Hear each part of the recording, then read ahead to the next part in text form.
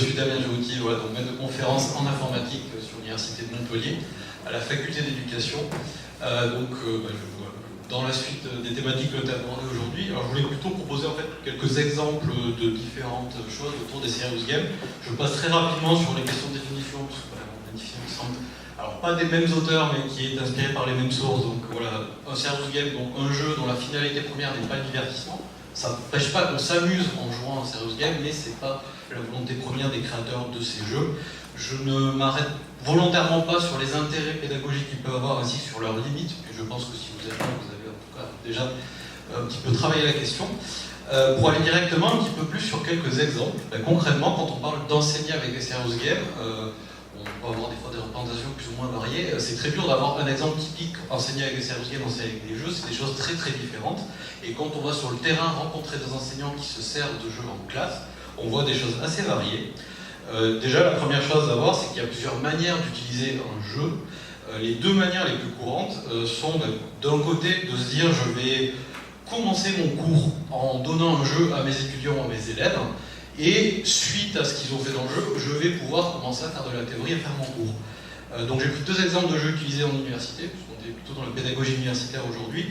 Le premier, c'est un jeu québécois qui est utilisé en cégep, donc l'équivalent de nos deux premières années de licence. C'est un jeu qui s'appelle Parallèle. Alors j'ai un petit peu le mal à le touche pas, on va essayer d'arriver. Non, hop. Je vais pas lancer la vidéo. Donc hop. Donc c'est. Très dur de se déshabituer d'une souris. Donc c'est un jeu en réalité augmentée. C'est un jeu qui est utilisé pour enseigner les champs électromagnétiques, donc à des étudiants directement dans des licences. Le jeu est tout simple, donc c'est un jeu qui se joue avec un iPad, réalité augmentée, c'est-à-dire qu'on filme l'environnement. Donc ce que vous voyez, le bureau et le petit poster derrière est réel. Par contre, la boîte et le canon à électrons qui est dessus sont des éléments purement virtuels qui s'ajoutent automatiquement sur la scène réelle du jeu. Ce jeu donc est proposé à ses étudiants. Ils doivent résoudre une énigme. C'est en utilisant ce canon à électrons et en configurant la manière dont il envoie des particules, ils doivent arriver à lire des inscriptions qui sont cachées dans la boîte, et ces inscriptions sont en fait un code qui permet d'ouvrir un coffre à trésor. Ça, ils le comprennent tout seuls par eux-mêmes en jouant au jeu. Et ils n'ont jamais utilisé de canon à électrons, ils n'ont pas forcément de connaissances en physique électromagnétique avant de commencer à jouer. Et en jouant, donc, ils vont manipuler un petit peu intuitivement, voilà, ils vont bouger des sliders, et du coup, ils vont manipuler ce canon à électrons. Ça dure à peu près 2 heures, une séance de jeu. Et suite à ça, l'enseignant arrête ensuite le jeu, et il va reprendre des éléments qui ont été vus durant le jeu, dans son cours, pour amener des points plus théoriques sur les champs électromagnétiques, comment ça se passe, les formules, etc. Enfin, ça dépasse mes propres connaissances en physique, donc je ne m'intéresse pas dessus. Voilà, c'est une manière d'ouvrir son cours avec un jeu. Donc ça, c'est la manière la plus courante. C'est pas la seule. L'autre manière qu'on trouve aussi assez couramment, notamment à l'université, c'est d'utiliser le jeu sous forme d'application. C'est-à-dire qu'on va d'abord faire un cours magistral sous forme de TD, et le jeu sert à réinvestir ou à appliquer des connaissances. Donc là, j'ai pris, alors je suis désolé, on est encore en fac de sciences, université de sciences, donc encore un jeu scientifique.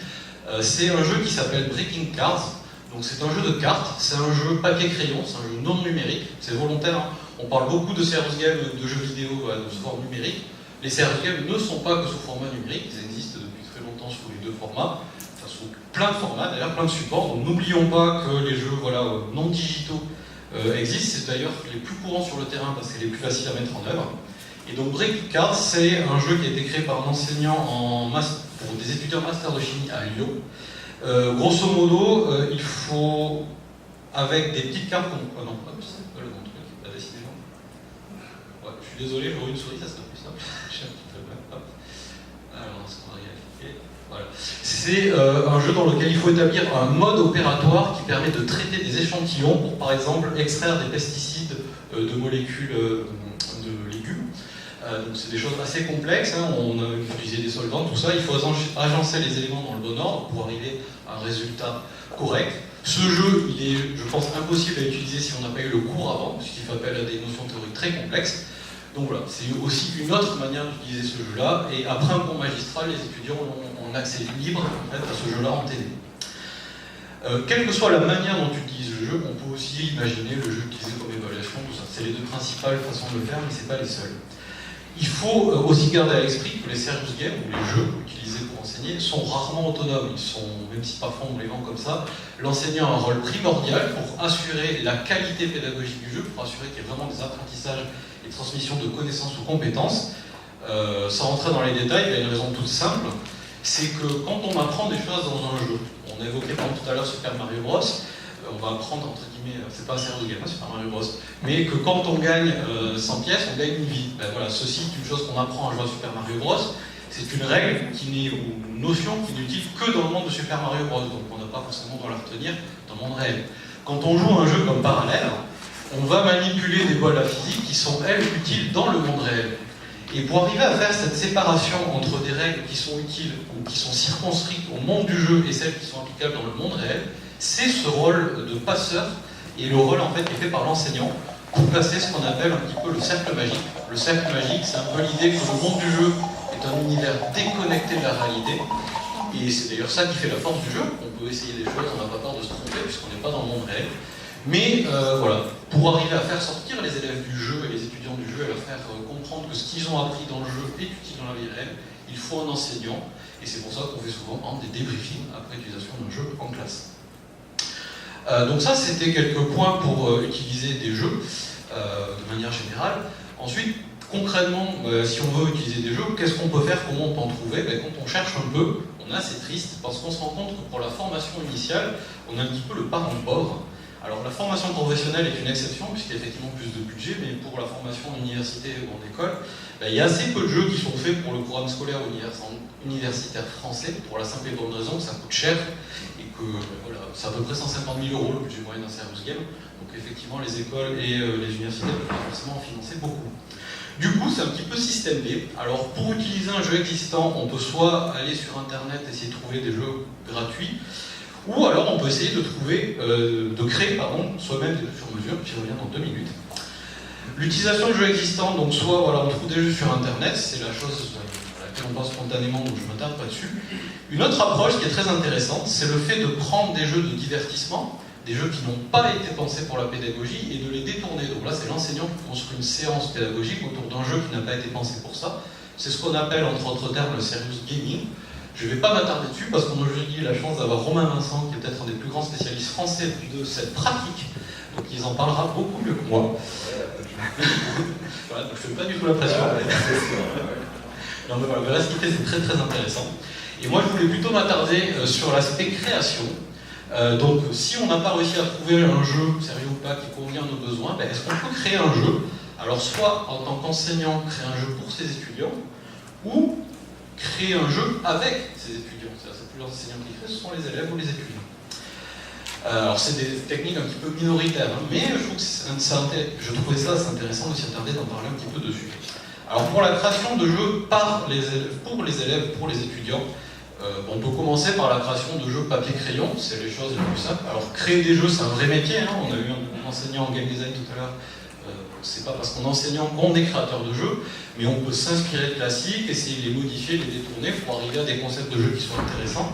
Et l'avantage du format papier-crayon, c'est que ça coûte pas cher. Il suffit d'avoir de la colle, des crayons de couleur, des ciseaux, des dés. On peut arriver à détourner ou à transformer des jeux pour, par exemple, faire des versions pédagogiques du Monopoly, n'est-ce pas Antoine? Non, de la bonne paye, pardon, pour faire un jeu sur la comptabilité ou ce genre de choses.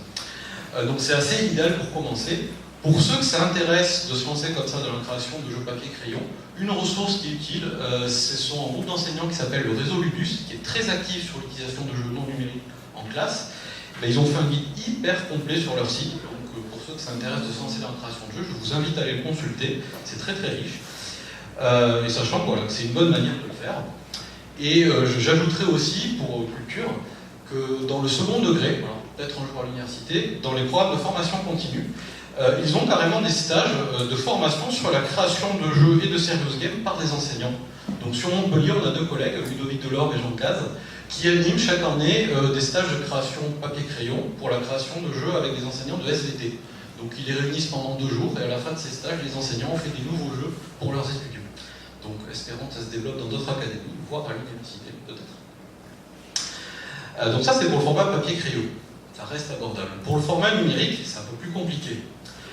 Déjà, comme je l'ai dit tout à l'heure, la création de serious game professionnel, ça coûte cher. On peut dire dans les 150 000 euros, ça peut monter à beaucoup plus. On a des jeux de formation professionnelle EDF à 500 000 euros, 600 000 euros par exemple. À l'université, on a souvent la possibilité, c'était le cas donc des boîtes, c'est Design, non, je pense que la boîte qui a fait le jeu, voilà.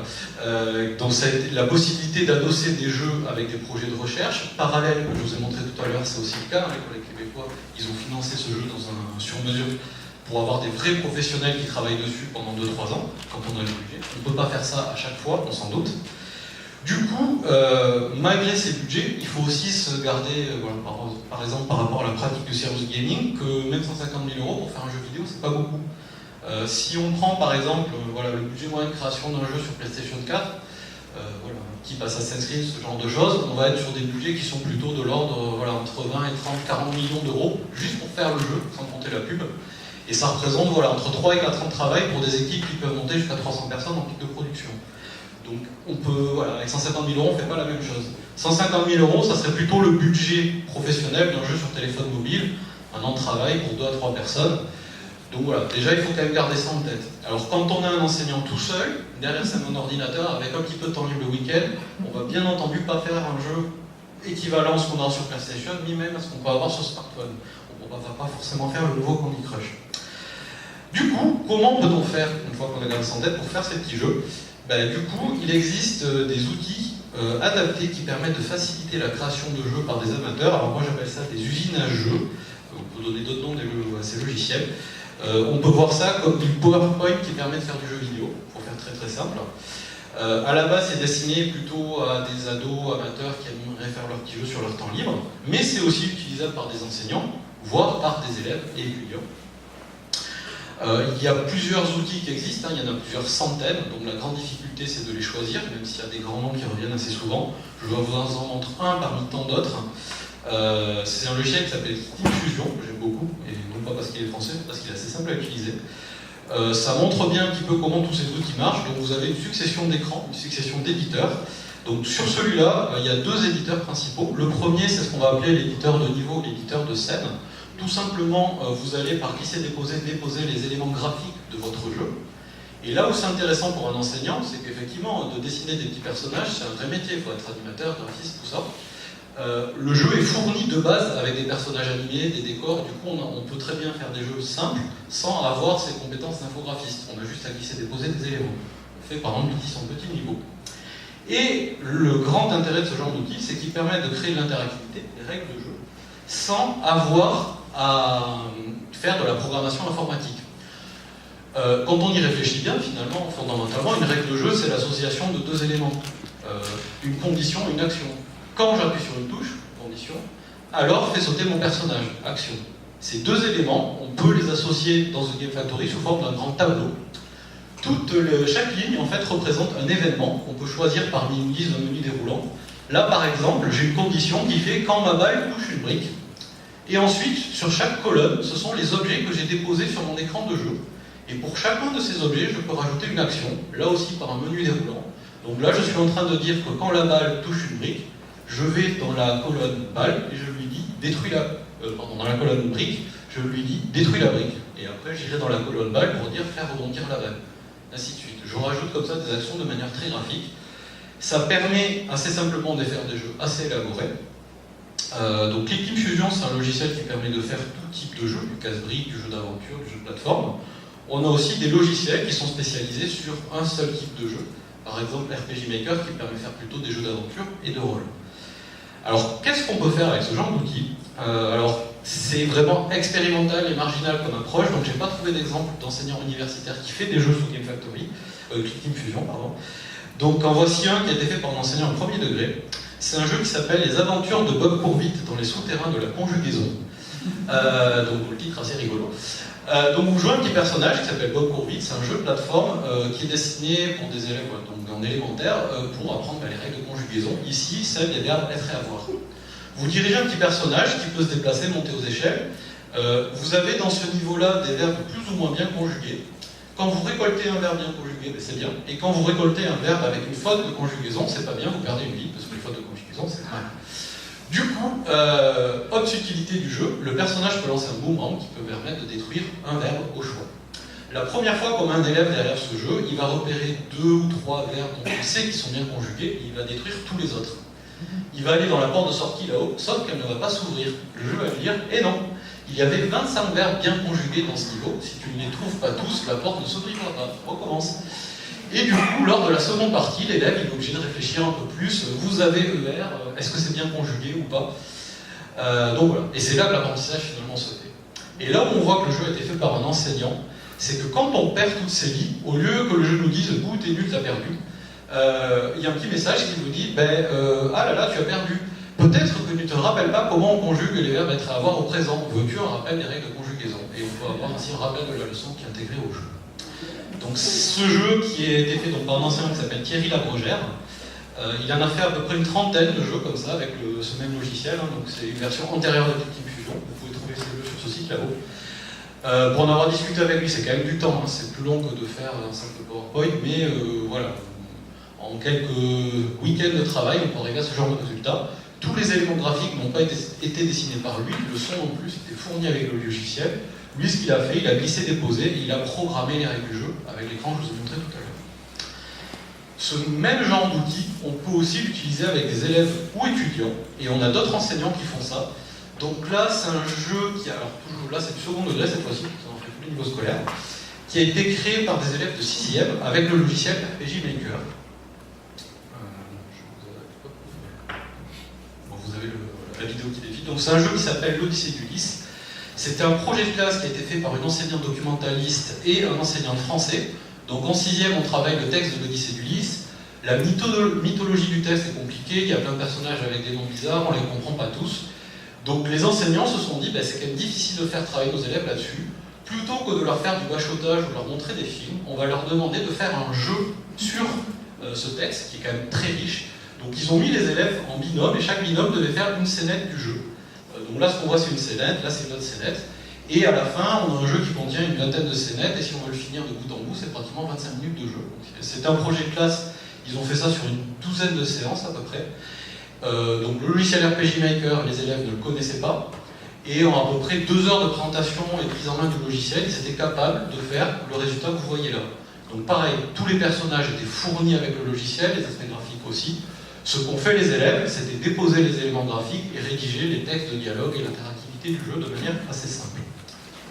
Je vais juste, voilà, je ne vais pas forcément rentrer plus dessus dans les détails, on y reviendra si vous voulez après dans les questions.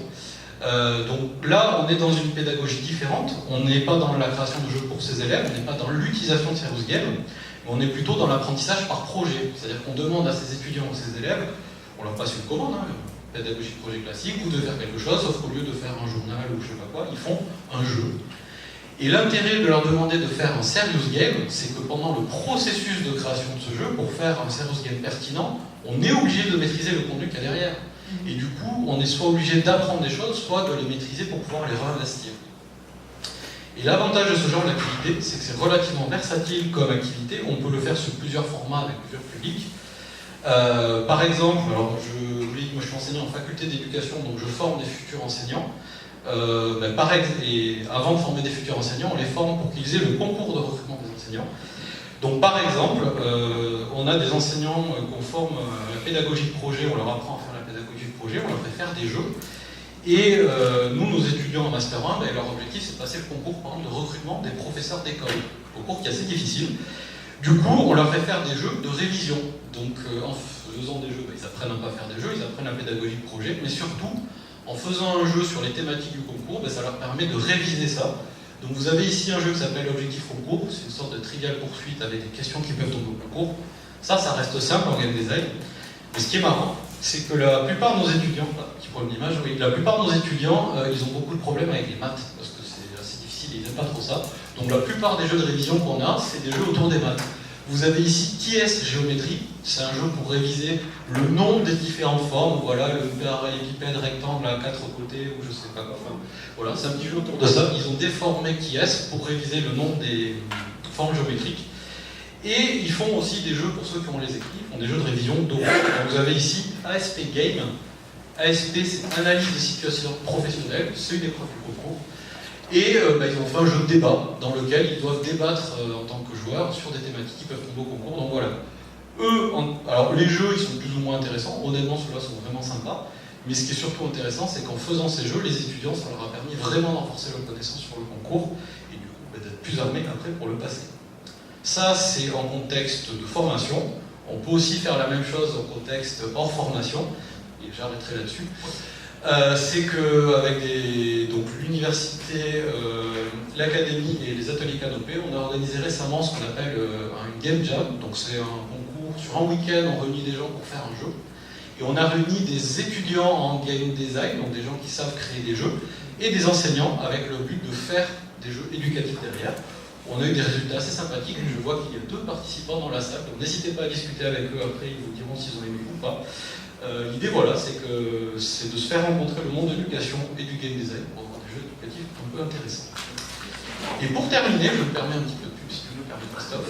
Si ces thématiques-là vous intéressent autour des serious games ou de la création, avec l'Université de Montpellier a financé donc, un MOOC sur lequel j'ai travaillé avec plusieurs collègues autour de l'enseignement avec des serious games. Le MOOC est actuellement en cours, vous avez encore 6 jours pour vous inscrire. Et la 5e semaine qui est actuellement en cours porte justement sur ces questions de création, usine à jeu, avec des activités de prise en main d'usine à jeu pour créer des serious games. Voilà. Donc si ça vous intéresse, vous pouvez encore vous inscrire, c'est gratuit. Et voilà. Merci Damien pour cette présentation.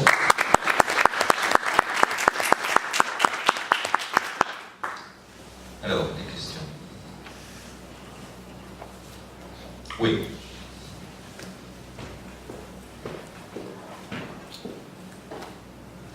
Merci pour votre présentation. Moi j'ai une question faite, juste pour vous et pour tous les gens qui participent à ce colloque. Pourquoi vous avez choisi cette branche de spécialisation sur les jeux? Alors, comme c'est pas filmé, je peux répondre pour moi déjà. Je suis peut-être pas le seul. Alors, moi personnellement, j'ai toujours été joueur, j'ai toujours aimé le jeu. Et c'est ça qui m'a amené par des circuits plus ou moins compliqués à faire une thèse autour du jeu. Et c'est vrai que, et je parle Antoine, c'est peut-être la même thématique. Alors c'est pas une constante, on a beaucoup de gens qui travaillent sur le jeu en université qui ne sont pas forcément joueurs, ça existe. Mais c'est vrai que c'est un trait qu'on trouve souvent, je pense, dans pas mal de chercheurs en jeu. Ils sont avant tout joueurs et c'était peut-être une manière soit de réfléchir sur leur pratique, ou aussi de réinvestir leur passion. Je pense aussi que pour faire de la recherche, il faut quand même être passionné par son sujet, c'est un grand facteur de motivation, parce que faire une thèse c'est long, c'est difficile, alors continuer après c'est encore pire. Du coup c'est bien, t'as quand même aimé d'être passionné par son sujet. Alors, je sais pas si quelqu'un veut compléter. Oui, moi je vais compléter, pardon, parce que j'ai essayé de faire des serious games, etc. Quand on n'est pas joueur, c'est quand même compliqué, quoi. Alors je sais qu'un peu partout, et on en a dans l'université qui parlent de choses sans vraiment les connaître, ça arrive, mais c'est quand même mieux parce que si on veut utiliser les mécanismes, les choses pour l'engagement, etc., et ben c'est mieux de vraiment connaître la mécanique du game, j'allais dire de base, très ludique, pour voir comment on peut le transposer. Si vous voulez faire un jeu de loi ou les petits chevaux, je parle pour ma génération, mais j'ai été rassuré que les non-natifs digitaux quand même peuvent se servir des jeux. On voit plus facilement la chose que dans un truc où on vous explique des récompenses, des niveaux, des vies, des machins, etc. qui sont très intéressants pour l'enseignement. Mais si vous ne le connaissez pas, vous avez du mal, quoi. Vous êtes suiveur, vous dites ouais, vous ne comprenez pas trop le truc. Oui, puis pour apporter un petit peu aussi sur le développement des jeux vidéo. C'est une culture qui devient majeure maintenant, qui est reliée aussi au cinéma, puisqu'on voit qu'avant, on apportait finalement, on transposait les films dans les jeux vidéo, et que maintenant on commence à voir le contraire. On commence à voir des jeux vidéo qui sont portés au cinéma. Donc c'est une culture qui devient de plus en plus importante, et c'est ce qui explique aussi que les chercheurs commencent à s'intéresser de plus en plus à cette thématique. Là, je donne un exemple de Harry Potter. Oui. Après, je ne vois pas d'autres questions. Je rebondis sur ce que tu disais, Damien, là, sur les coûts ou l'investissement d'un jeu. Et tu dis, je ne sais plus, Nintendo, c'est 30 millions, c'est ça? Voilà. Le problème, mais le problème de l'université, après, c'est pas le problème de 5, 10, 15, 20, 30. Pourquoi Nintendo il met 30? Parce que derrière, il y a des espérances de profit.